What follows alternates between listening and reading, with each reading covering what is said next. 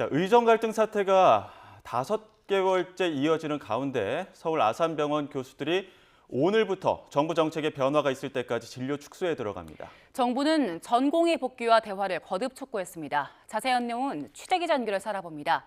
백종규 기자.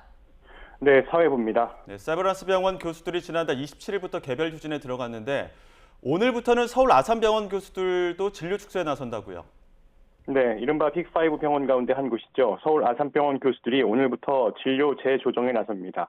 교수비상대책위원회는 애초 무기한 휴진에 들어가기로 했지만 환자 피해 등을 우려해 진료 축소와 재조정하는 쪽으로 정부를 향한 압박 방향을 바꿨습니다.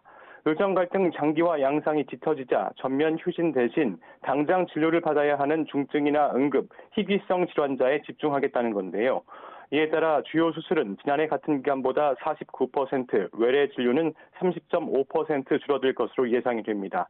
교수 비대위는 1, 2차 병원이나 지역에서 치료할 수 있는 경증 환자들은 서울 아산병원을 찾지 말아달라고 밝혔습니다.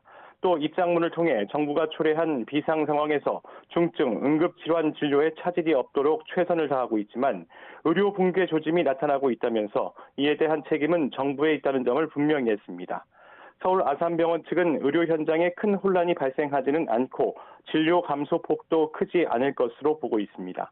앞서 지난달 27일부터 세브란스 병원이 휴진 중인 가운데 서울 아산병원에 이어 고려대병원은 오는 12일, 충북대병원은 26일에 각각 진료 재조정이나 휴진에 들어갈 예정입니다.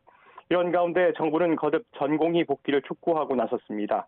이상민 행정안전부 장관은 오늘 정부 서울청사에서 주재한 중대본 회의에서 복귀한 전공의가 정상적으로 수련을 이어가고 전문의 자격 취득에 영향이 최소화되도록 조치하겠다고 강조했습니다. 또 의료개혁 당위성을 설명하며 이제는 의료 현장의 혼란을 수습하고 대화를 통해 의료개혁 방안을 구체화해 나갈 때라며 의료계를 향해 대화의 장으로 나와달라고 촉구했습니다.